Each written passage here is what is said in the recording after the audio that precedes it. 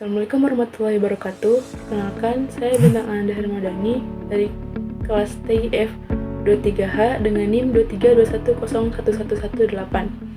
Hari ini, saya akan mempresentasikan hasil analisis 3 jurnal ilmiah yang saya rangkum dalam tema optimasi pertumbuhan tanaman dengan sistem IoT berbasis sensor lingkungan.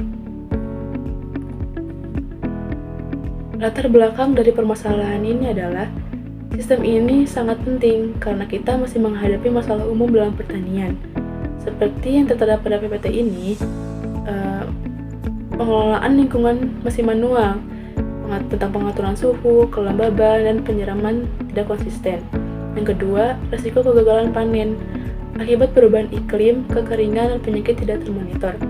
Maka dari itu, IoT diperlukan karena memberikan solusi monitoring lingkungan secara real time, kontrol otomatis, rule based yang akurat, dan meningkatkan efisiensi sumber daya, air, nutrisi, dan energi. Selanjutnya, desain sistem.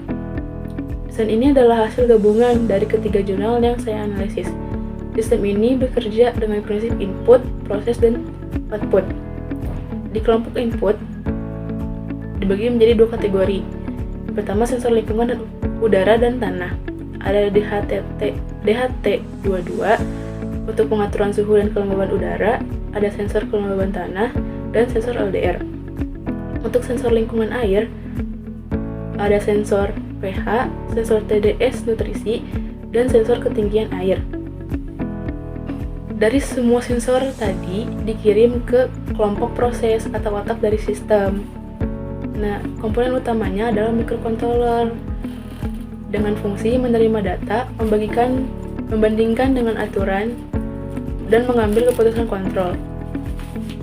Dan modul komunikasi Wi-Fi, LoRa, atau WSN dengan fungsi menghubungkan sistem ke internet. Terakhir, ada kelompok output yang merupakan aksi dari sistem. Ini adalah perangkat yang dikontrol oleh microcontroller.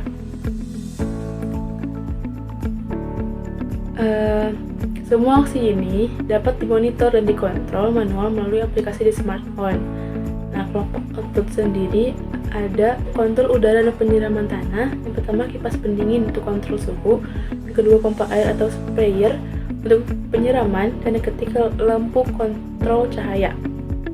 Untuk nutrisi dan air hidroponik, pertama pompa peristaltik atau dosis nutrisi, yang kedua pompa air untuk menambah air bersih, yang ketiga heater atau cooler untuk kontrol suhu air.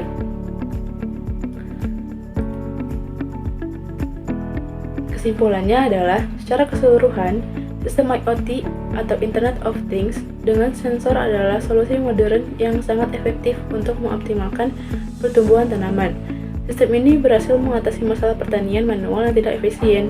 Intinya, sistem ini bekerja secara otomatis dan cerdas atau berbasis aturan, memastikan tanaman selalu berada di kondisi terbaik, mulai dari suhu yang pas, kelembaban yang cukup, hingga penyiraman yang tepat.